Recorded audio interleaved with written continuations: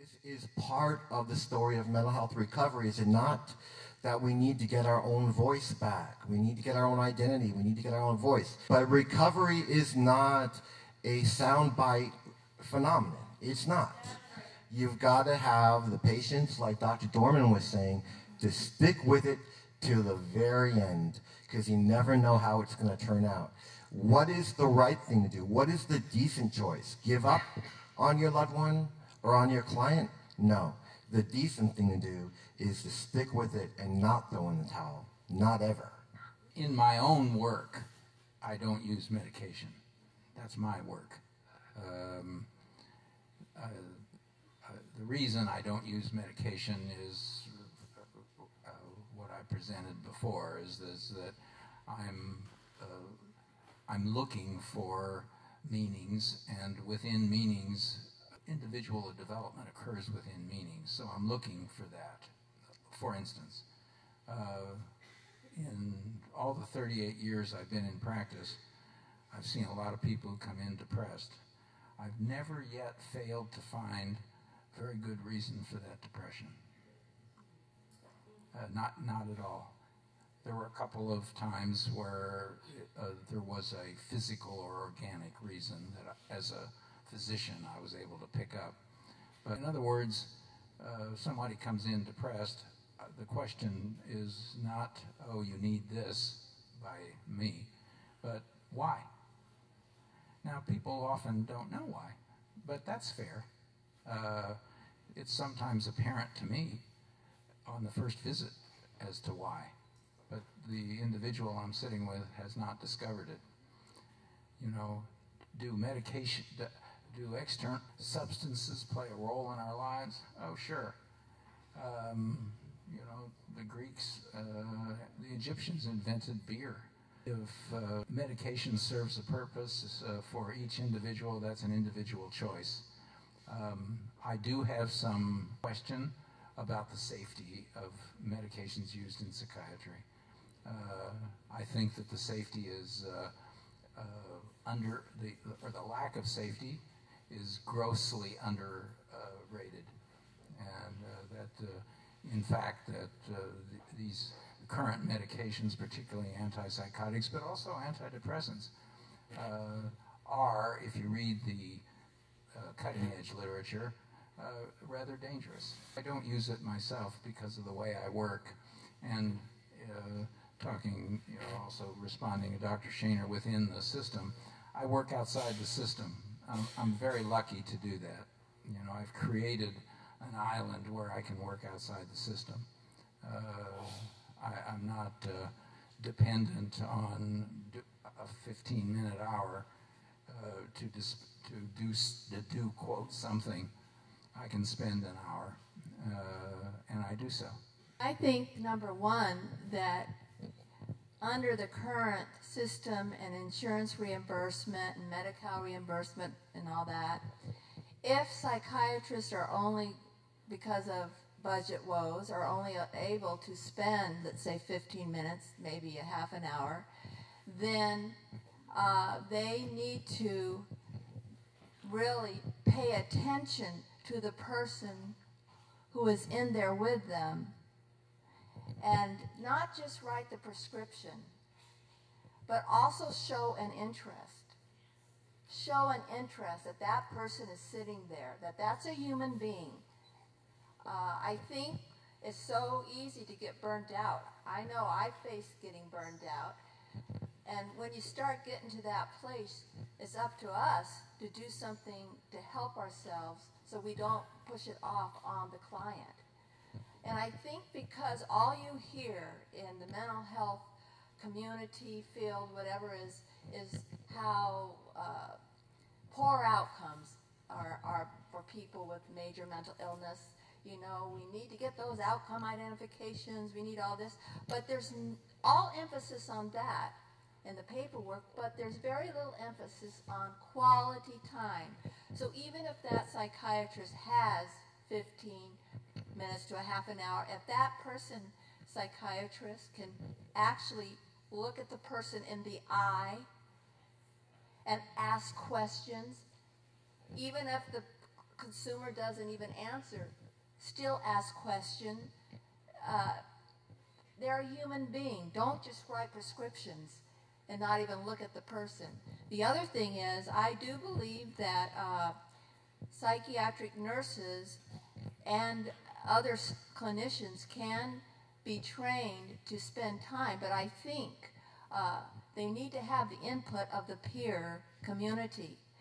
I think just by education, which is important for people who are working in the field, whether they're psychiatric nurses or social workers, you have a wealth of education and good knowledge, but it can be ineffective if you don't have a real sincerity of thought of that when you're there, you're really there for the person. You're not just there doing your work and following whatever it is you're supposed to be doing.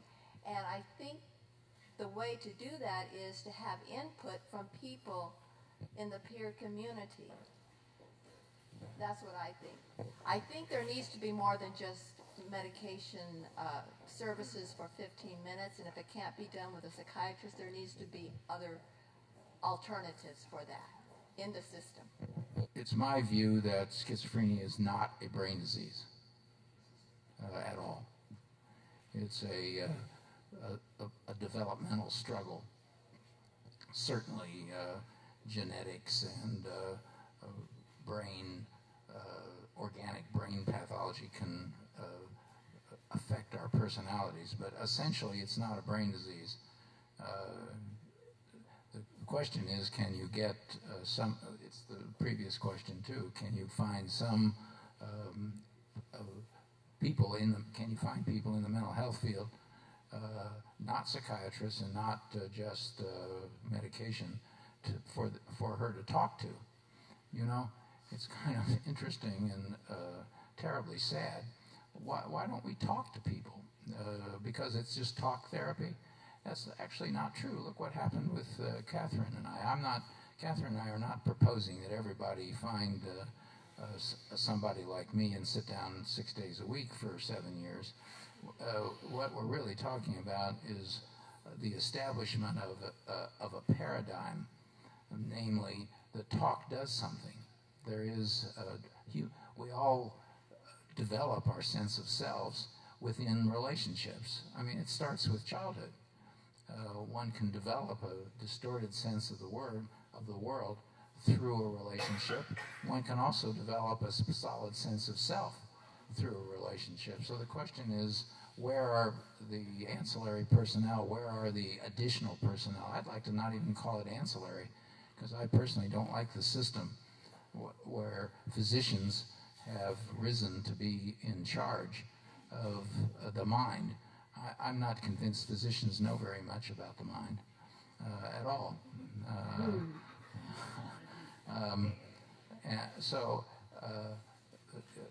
It's looking outside of that system. For instance, to peer groups like this. You know, what I like to do is be the elephant in the room.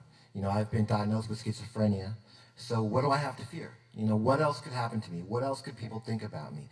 When you ask about the brain disease and the doctors being in charge of administering care for the human brain, you know, my attitude is, you know, we are our own best doctors ourselves. We've got to take control within ourselves to navigate and control our own recovery. Otherwise, you're at the whim and you're giving control to people who are no different than you or I, who've got a lot of education that can help in significant ways. But a lot of times it's been proven not to help enough. So my challenge then to all of you and to the panel up here is, where is the other help? There is other help. People like myself who do peer coaching are there to pick up the ball. And I found it very difficult sometimes to get referrals from established psychiatrists and treatment centers and so forth, because there's a credibility gap. And what do we do about that? Because that is the elephant in the room. Someone with schizophrenia, can they help another individual with schizophrenia? If not, why? Why? If they've gotten better, don't they know the roadmap? Don't they know the experience? Haven't they tasted the suffering? I'm not saying that a professional who hasn't struggled in their own life doesn't know what struggle's about. everybody in this world does. What I'm saying is, if you want to get to know how to help someone with a mental illness, then devote your life not just to education, but to personal growth. Mental illness is not a sickness, it's a personal growth opportunity. That's how I feel. Let me just remind people, maybe 10 years ago, 15 years ago, being able to use peers to provide services was next to impossible.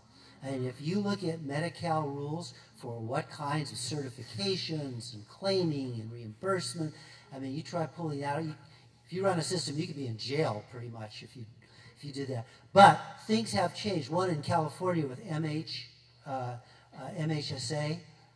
Prop 63 funding. So one might ask, how were you and the system able to bring this model change? It is a different model. Now, it's not all the way there, and we all know that. But looking for ways to make this work, and I would just, you know better than I do, but one of the reasons was concerted advocacy. That's one way to move systems. That's one way to change model. There may be others as well. One of the ways we can help change the system is hug a bureaucrat. Hug your bureaucrat today.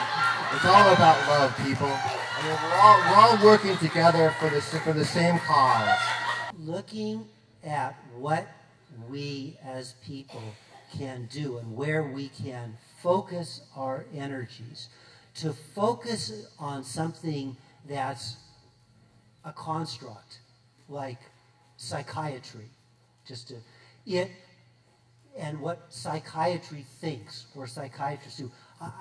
I don't know who psychiatry is or what it thinks. I know a lot of psychiatrists, and they think lots of different things, but when we say, well, what does psychiatry say or do? I mean, what does geology think?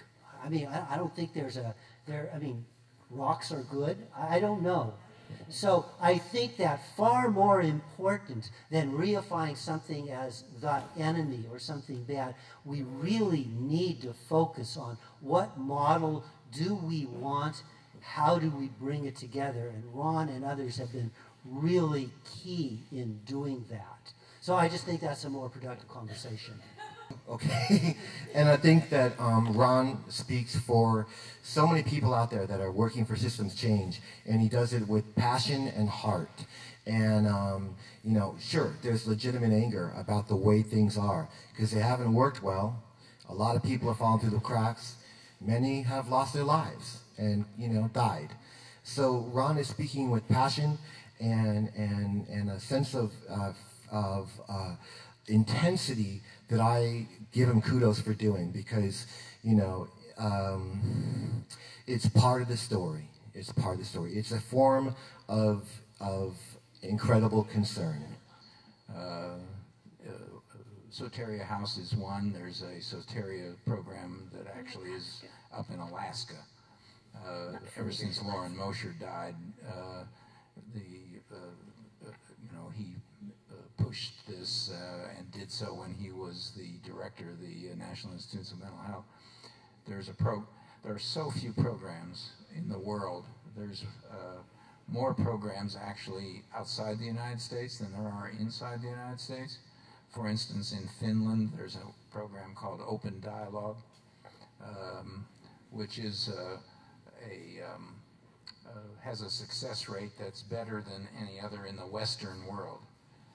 Western meaning developed countries, because they don't use a medication model. They try to step down. You're right, Windhorse, McCready, and then there are people who, like myself, in private practice who are scattered around the country. You can look to the ISPS.